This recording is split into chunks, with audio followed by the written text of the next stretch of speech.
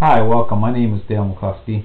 And I'd like to take a few minutes to discuss the issue of putting a structure in place which will assist in the role-changing process, as well as reduce the potential for bad outcome with your dog, such as a biting situation while you're role-changing your dog.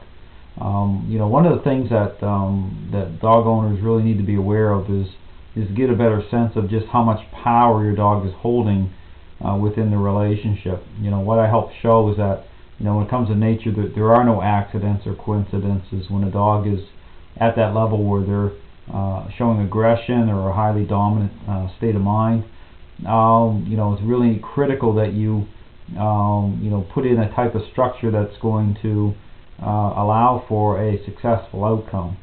The structure itself, again, what it does is it helps you to gain the right perspective.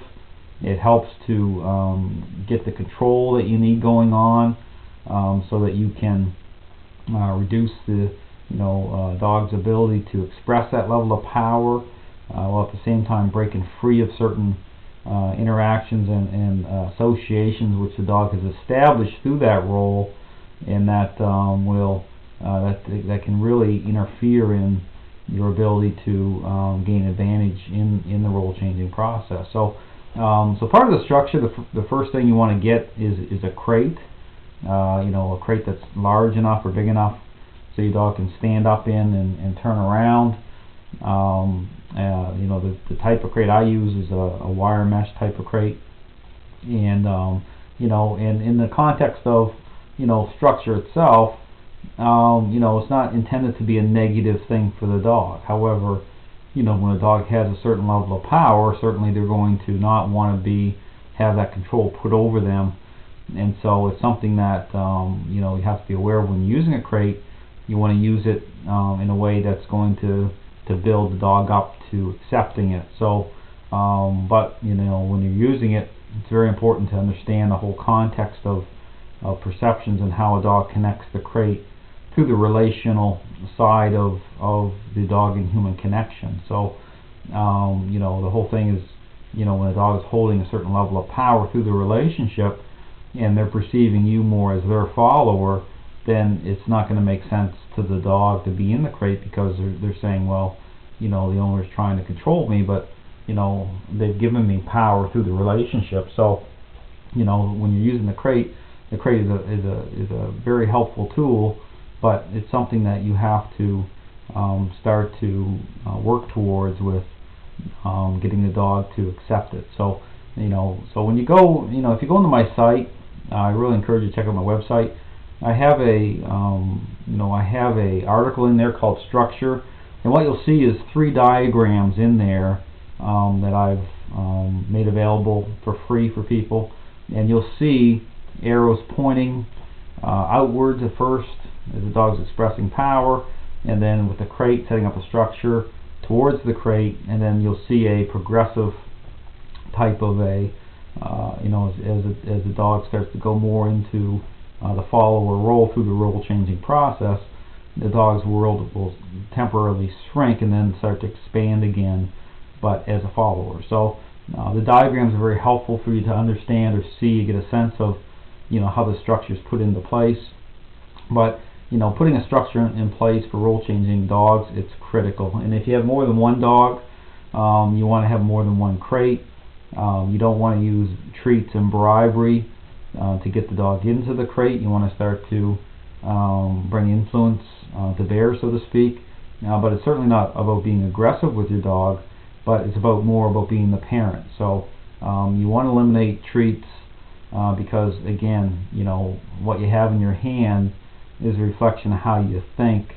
And sometimes what will happen when you're using treats is the dog, of course, wants those treats, but you're not doing anything to gain your dog's respect through gaining parental influence, so to speak. So, you're using something to motivate or pull the dog's mind, but this is the very reason why so many people fail out in obedience class, because these ideas about learning, there's a disconnect happening because so many trainers don't understand the connection issue. They don't understand the relational side of this, that everything is connected. Dogs really you know, really see us through the nature side of things, through the connection issue, and so how they perceive us comes through that connection. So, you know, it's more about your personality type, your character, and so you want to really be striving hard to start to change the perceptions that way. So,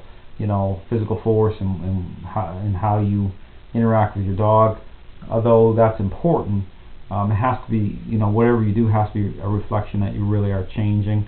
You're becoming more of a leader, and it's changing how your dog perceives you, and that's what's going to create real change. So just encourage you to check out my site. I have several books available if you're interested in understanding these ideas about learning theory and dominance and what these really mean and why these break down for some and not others. You know, the Mind and Body Connection, that's one book I have out. It's available through Amazon Kindle, Barnes & Noble, or through my website. And what that helps you do, helps people see or understand, is this connection issue. Because what I show is if you don't understand this connection issue, you're not going to understand learning theory, you're not going to understand dominance, what that really means, and you're not going to really understand what's really at work to create meaningful change with dogs. You're going to see, you know, you're going to see just appearances, and you're not going to be able to put context to different things, and you're not going to be able to connect certain dots. So this book is very helpful for that, the Mind and Body Connection. My other book, it's called Beyond the Leash Dog Psychology Training Guide. It's 146 pages long. It's available again through Barnes & Noble, Amazon, Kindle, my site. This has talks about the crate in there, about my actual physical application and method, and it provides, you know, all the tools that you need to start to create role change with your dog. So I encourage you to check that book out as well. Also through my site I have lots of free videos that you can go in and look at. I would encourage you to. They're extremely helpful. So again, thanks very much for watching. I hope this video provides a little better insight into the issue of structure. Thanks very much.